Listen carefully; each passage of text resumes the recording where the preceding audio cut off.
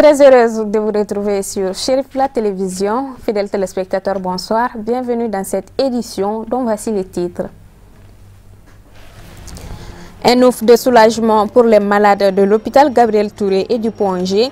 Les Émirats Arabes Unis, à travers le Croissant Rouge, viennent de doter les deux hôpitaux d'appareils médicaux d'une valeur d'environ 180 millions de francs CFA.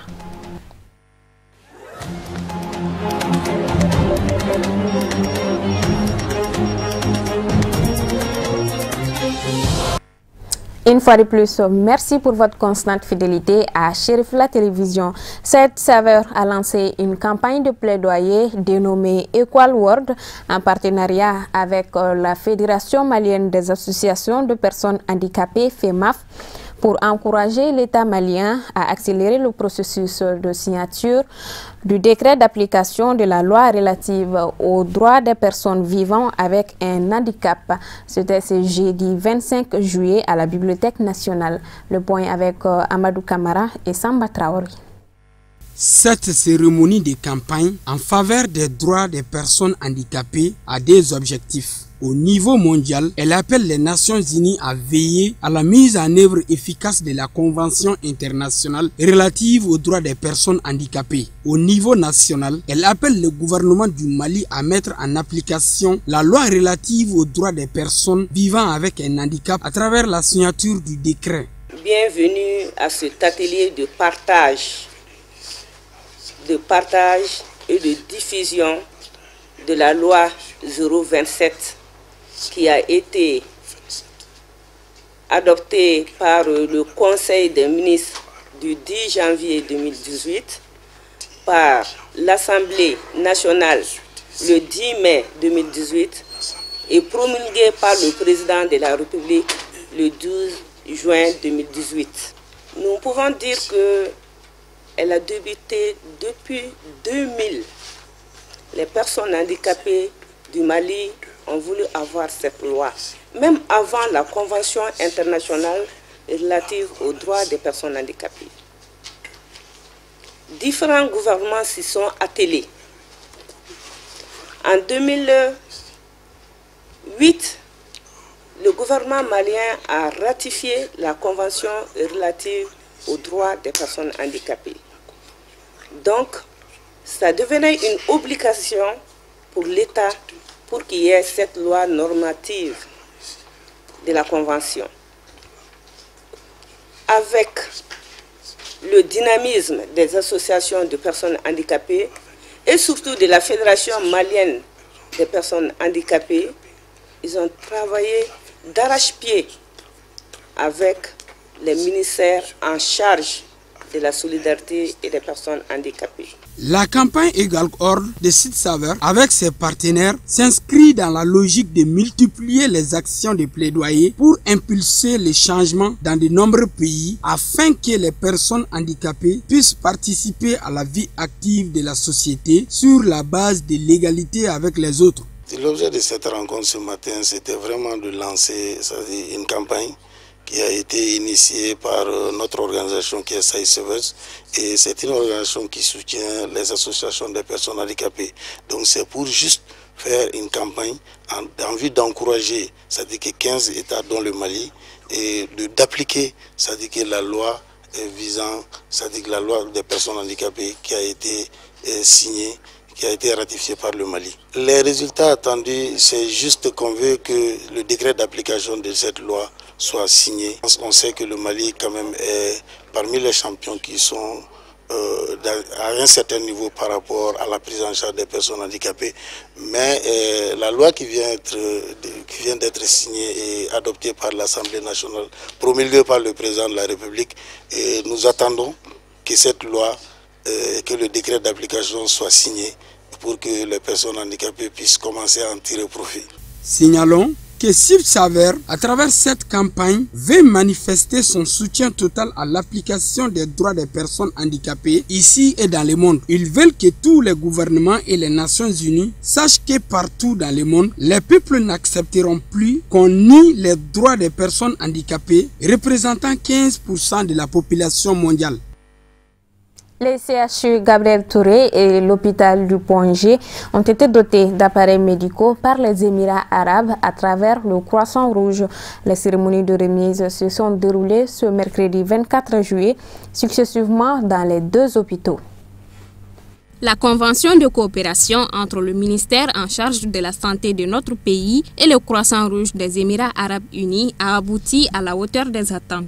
Le laboratoire de 3e référence de l'hôpital Gabriel Touré est entièrement réhabilité avec de nouveaux équipements. Le coût total s'élève à 105 millions environ. Nous sommes très heureux aujourd'hui d'avoir une reprise des activités du laboratoire de biologie médicale du plus grand CHU du Mali, le CHU Gabriel Touré. Et ces équipements-là vont nous permettre désormais de pouvoir assurer la continuité du service 24 heures sur 24. Parce qu'il s'agit d'équipements que nous considérons comme des backups, des équipements qui peuvent nous permettre de travailler pendant les heures de garde et qui aussi vont pouvoir nous servir en cas de panne des gros automates dont nous disposons ici dans notre laboratoire. On vous remercie, on remercie monsieur le directeur de l'hôpital et monsieur le chef du laboratoire, Dr Maïga. On est très heureux d'être parmi vous aujourd'hui pour voir ce joyau-là et qui va permettre aux responsables du CHU Gabriel Touré de présenter de meilleurs soins, de meilleurs services à la population. Comme mon collègue remercie aussi monsieur le ministre de la Santé et tout le cadre de l'hôpital Gabriel Touré. Et on va essayer de faire de notre mieux pour continuer le chemin ensemble, Inch'Allah. Après l'hôpital Gabriel Touré, cap sur l'hôpital du Point G. Ici, la délégation est reçue par le directeur général. Le service des urgences est également doté de matériels médicaux, notamment des lits. Un forage équipé y est également réalisé pour résorber le problème d'eau. Le montant s'élève à 70 millions de francs CFA. Satisfait pour avoir reçu du matériel neuf qui va rehausser le plateau technique de l'unité des urgences du CHU du Point G. Et aussi satisfaction pour avoir reçu un château d'eau qui permettra à coup sûr de diminuer cette pénurie cruciale en eau que nous connaissons ici. Mais avant de faire des requêtes, permettez-moi quand même de remercier nos généraux donateurs. Vous avez à côté de moi ici les représentants du Croissant Rouge des Émirats. Les requêtes, il y en a. L'hôpital du Point G connaît énormément de difficultés. Nous avons sollicité le concours des Émiratis pour qu'ils nous aident dans le parachèvement de la construction de notre bloc de chirurgie cardiaque et voir éventuellement si on peut l'équiper. Nous avons des besoins au niveau de la dialyse, nous avons des besoins au niveau de notre laboratoire et au niveau de notre service d'urologie. Ces équipements permettront de maintenir le service 24 heures sur 24 et de faire face à la prise en charge des malades avec des diagnostics précis. Le Haut Conseil des Maliens de l'extérieur a tenu ce jeudi matin une conférence de presse à la Maison de la Presse de Bamako. Objectif, informer et sensibiliser l'opinion nationale et internationale des missions essentielles et objectifs de cette fêtière. Tata Touré, Draman Mali.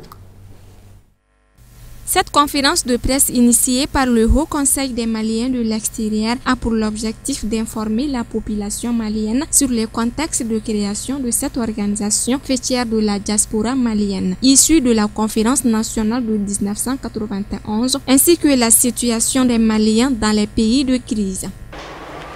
Le Haut Conseil des Maliens de l'extérieur est composé dans chaque pays d'un conseil de base des Maliens de l'extérieur qui constitue un démembrement.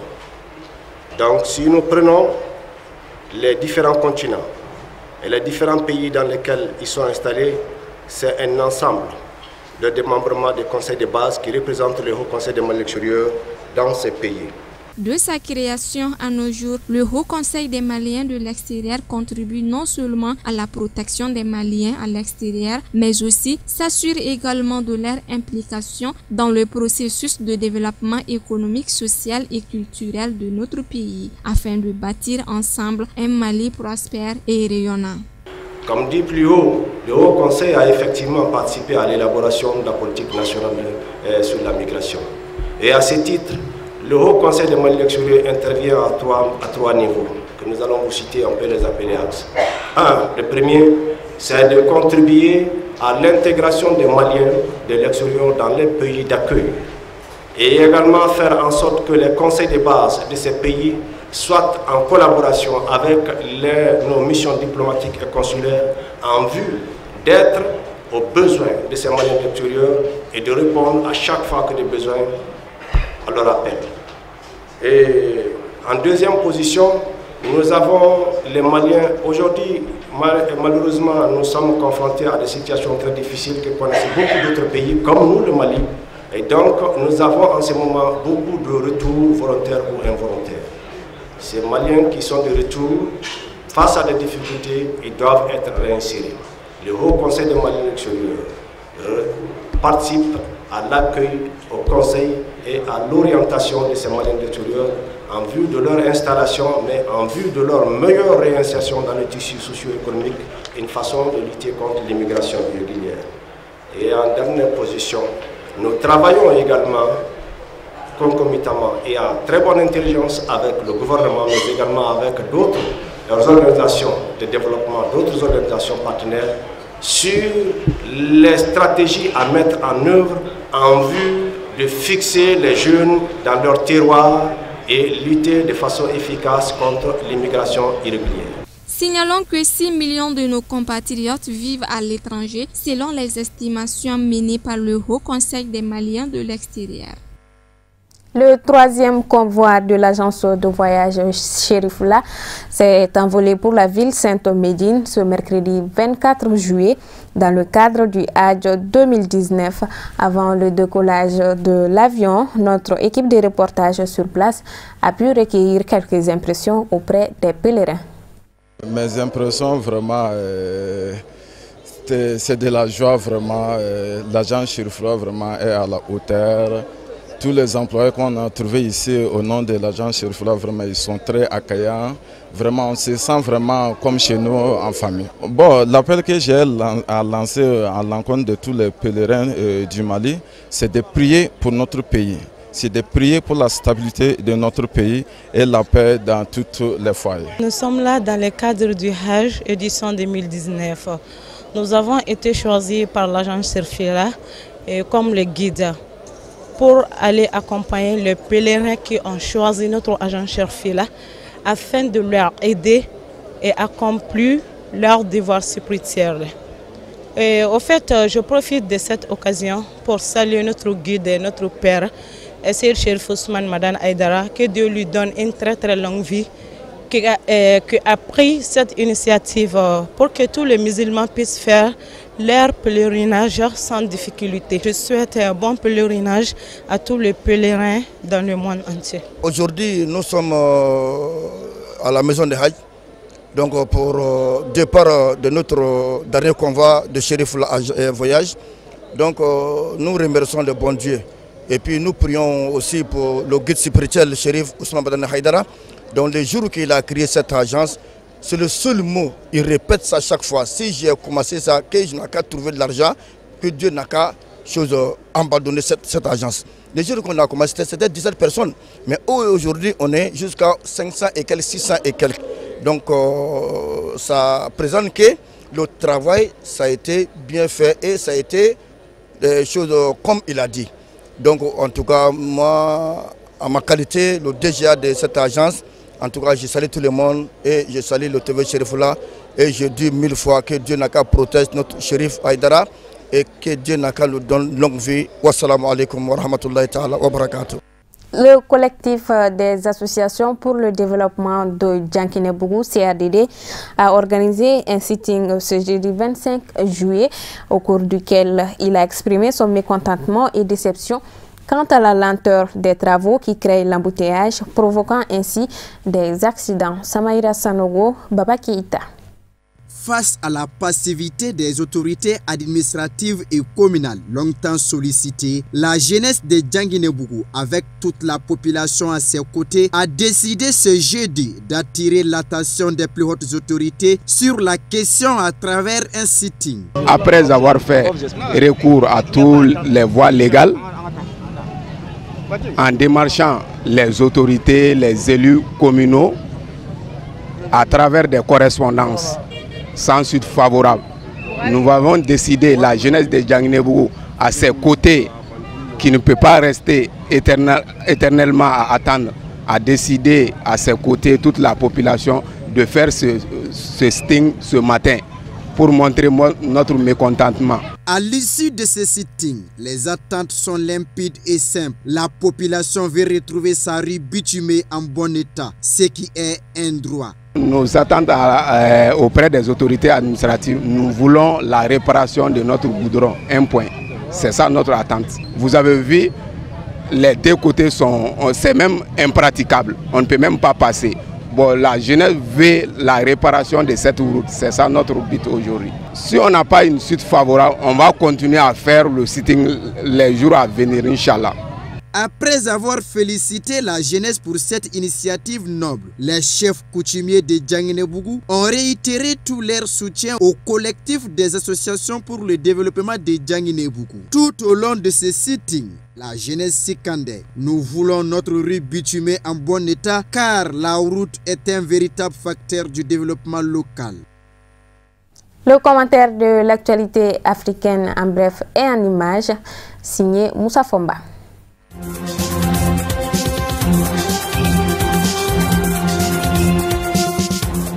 La Tunisie sous le choc suite à la disparition de son président de la République survenue ce matin. C'est la présidence qui a annoncé officiellement ce jeudi le décès de Béji Caïd Essebsi à l'âge de 92 ans. Il avait été hospitalisé mercredi soir sans que les soins prodigués ne parviennent à améliorer son état de santé. Rappelons que le 27 juin dernier, le chef de l'État tunisien avait été hospitalisé en urgence à l'hôpital militaire de Tunis suite à un grave malaise. Son hospitalisation avait un temps laissé planer le doute quant à la convocation à temps du corps électoral. Les élections législatives et présidentielles étant initialement prévues pour octobre et novembre prochains.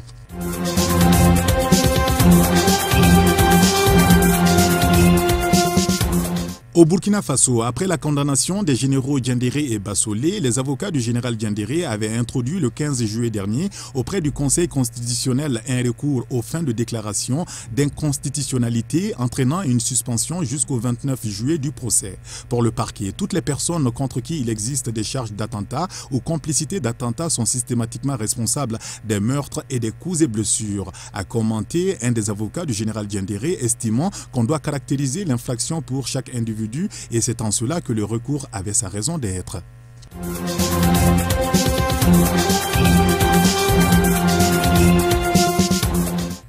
En Somalie, au moins 6 personnes ont été tuées ce mercredi et 6 autres blessées, dont le maire de Mogadiscio, dans un attentat perpétré par les militants islamistes Chebab contre les locaux de la municipalité. Selon le porte-parole, les Chebab visaient le représentant spécial de l'ONU en Somalie qui a rendu visite mercredi au maire. La rencontre avait lieu environ 1 heure avant l'attentat et le représentant onusien n'était plus sur place quand l'explosion s'est déclenchée.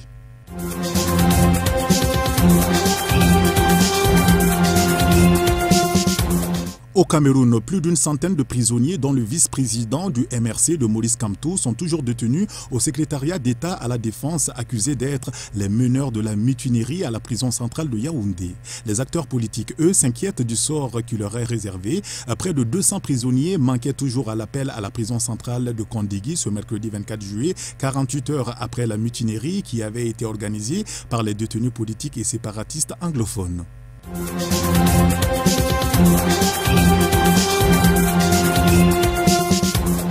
En République démocratique du Congo, on s'attendait inéluctablement à un consensus au sujet de la formation d'un nouveau gouvernement, surtout que le chef d'État Félix Tshisekedi et son prédécesseur Joseph Kabila se sont de nouveau rencontrés cette semaine. Mais il va falloir attendre encore un certain temps, une attente qui a visiblement fini par impatienter les Nations Unies. Ce mercredi, l'envoyé spécial de l'institution en RD Congo a appelé les deux alliés à faire des concessions afin d'arriver à un compromis sur le prochain gouvernement du pays.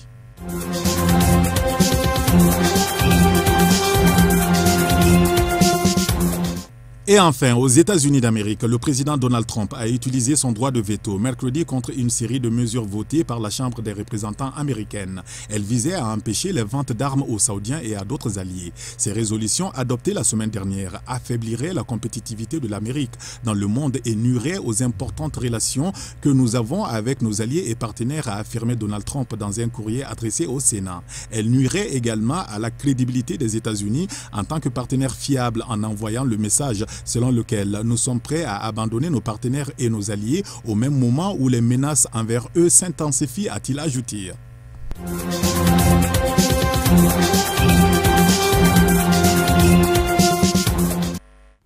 Voilà, c'était un commentaire signé Amadou Diarra.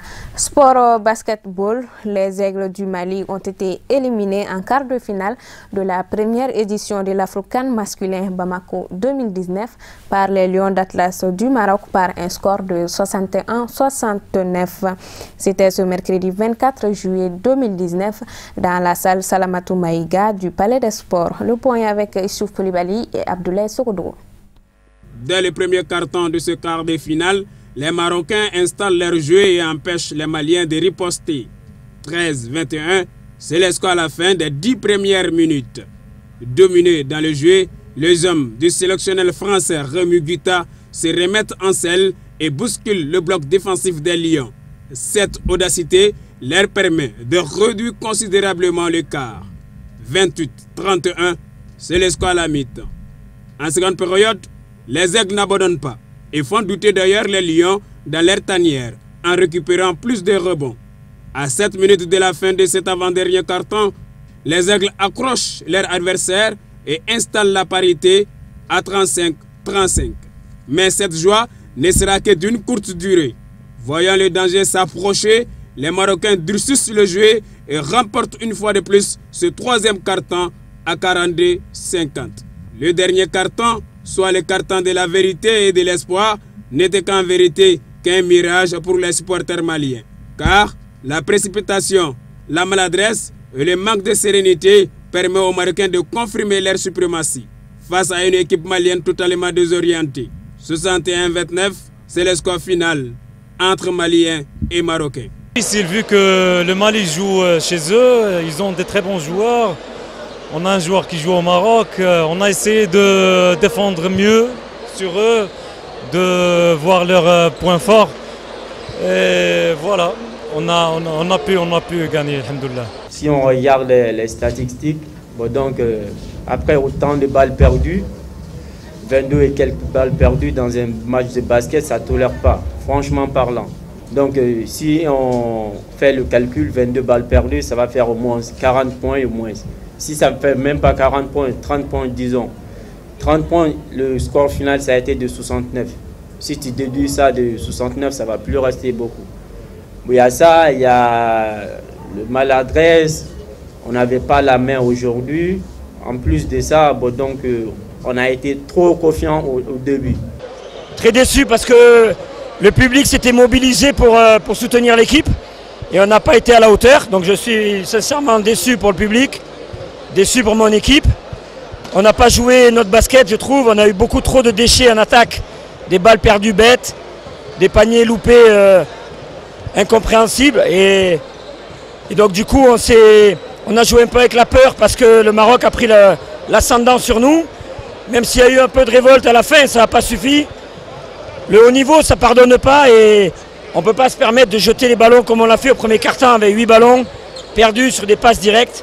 Je pense que c'était trop pour pouvoir rivaliser avec le Maroc ce soir. Sans les pays hôtes, la compétition se poursuit cet après-midi au Palais des Sports Salamatou Maïga avec les affiches des demi-finales qui mettront aux prises les Lions d'Atlas du Maroc au Harambee Stars du Kenya et les Palancas Negras de l'Angola croiseront les fers avec les Diables Rouges de la République démocratique du Congo.